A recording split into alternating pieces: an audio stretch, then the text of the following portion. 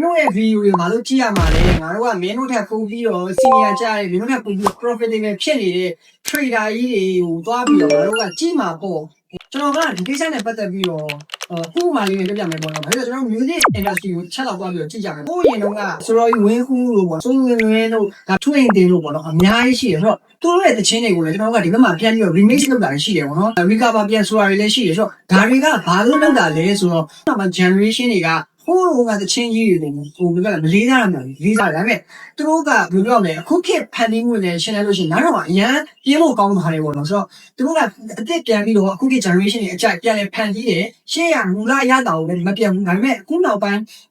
generation တွေနားထောင်လို့ရမယ်ဒီ music လေးတွေနဲ့ပြန်ပြီးတော့ဖန်တီးတယ်ပေါ့နော်အဲ့ဒီခါကျတော့အခုခေတ် generation နားထောင်ရတာအရန်ဘူးဖြစ်တော့ပဲနဲ့ဒါနားထောင်လည်းကောင်းတယ်ရှေ့ကဘသူရဲ့ဟာဝင်ဆိုတော့ credit ယူပြီးတော့မှဒါဖန်တီးထားတယ်ဆိုတော့အရန်ကမှဒါအသုံးတယ်ပေါ့နော်ကျွန်တော်ကလည်းဒီလိုမျိုးပဲကျွန်တော် training မှာရှင်းကတာဆရာကျော်ထေးတို့ဆရာမျိုးရင်စန်းတို့အများကြီးရှိတယ်ပေါ့နော်လေးတယ် DPS မြန်မာ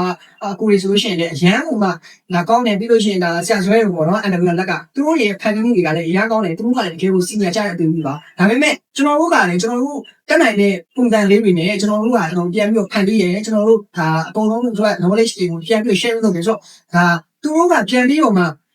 ရှင်းတော့ဒီလိုဆိုလို့ရှိရင်လည်း boring ဖြစ်ဖို့ကောင်းတယ်ပေါ့နည်းပြင်းစရာကောင်းတယ်ပေါ့နော်ဆိုတော့ကျွန်တော်တို့ရဲ့ပုံစံနဲ့ပြင်းစရာမကောင်းတော့ပြန်ပြီးတော့ဒါဒီဆရာတွေဒီအကိုတွေပြောပြီးသားဟာတွေကျွန်တော်တို့ကဒါပြောတယ်ပြန်ပြီးတော့လုပ်တယ်ပေါ့ generation ကျွန်တော်တို့နောက်က generation တွေထပ်လာလို့ရှိရင်ပို့ပြီးတော့ပြောတယ်ပြင်းဖို့မကောင်းတော့အောင်ဒါကျွန်တော်တို့ကပြန်ပြီးတော့ဒါ recover လုပ်တဲ့သဘောမျိုးပဲပေါ့နော်ဆိုတော့ဒါဒီလိုသဘောတရားလေးရှိပါတယ်ပေါ့နော်ဒါ